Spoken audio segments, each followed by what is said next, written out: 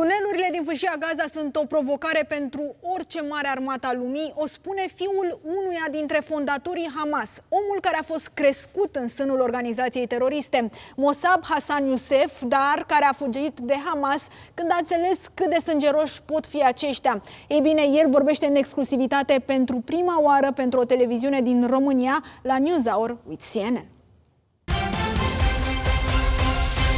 Is there a bigger plan, Mossab, for Hamas beyond the attack on the Israeli people? Is there a bigger plan? What is their purpose?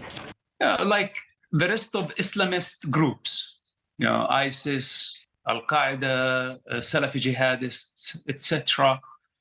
This type of groups, they want to establish a khilafah. They call it khilafah, which is a global Islamic state under the banner of Allah, where everybody is becoming a Muslim. And if you are not a Muslim, you have to pay tax to their global state with one leader, that would be the ruler of earth.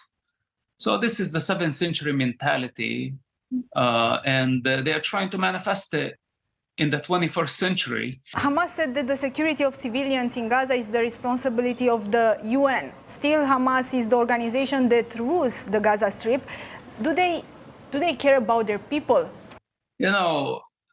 Hamas ideology is superior to the human life. Hamas method is actually to shed human blood and to kill human life, to praise the ideology and to praise Allah, the God.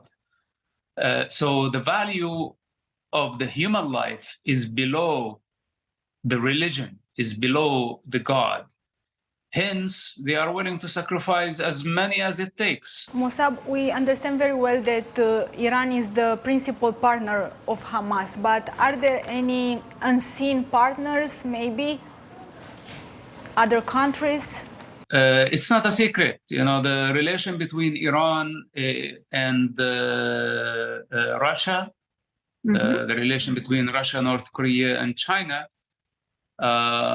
the Islamic regime in Iran and their support for the Russian invasion of Ukraine and providing them with drones and other military and political support is not a secret. The Russian intention to change the world order is declared, is announced. Also, it's not a secret. So we're talking about a league that brings North Korea, Russia, China, Iran. Everyone in Mossab is speaking about the tunnels, about the city under the Gaza Strip. Do you think the Israeli army is ready to go there? And do you think that the hostages, they are kept alive in this moment? First of all, it's in Hamas' interest to keep the hostages alive, because what they are aiming for, they want to release all Palestinian prisoners after if negotiations start. So it's in their interest to keep the hostages in good shape. Regarding the tunnels, I have to tell you, there is no modern army that is prepared for this type of war. Where a terrorist group hijacking an entire society and building tunnels, bunkers under hospitals, schools, mosques, city under city, equipped with missiles, equipped with advanced weaponry that is anti-tank, that is anti-modern military.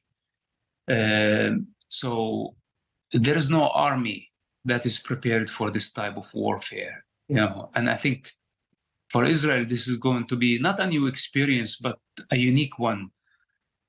It's very hard to predict the outcome, but I can say that Hamas is defeated. Why?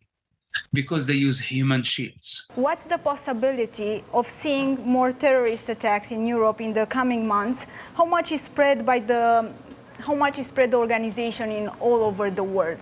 Listen, it's very hard to predict, but among us, a bunch of extremists. The Islamists are very dangerous because they are highly charged, highly motivated.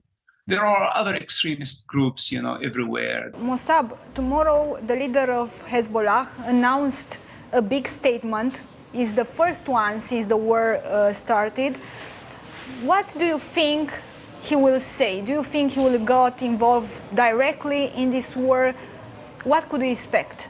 Listen, my concern that Hezbollah would open a front against Israel in the north, because both Hezbollah and Hamas, both organizations are funded by Iran.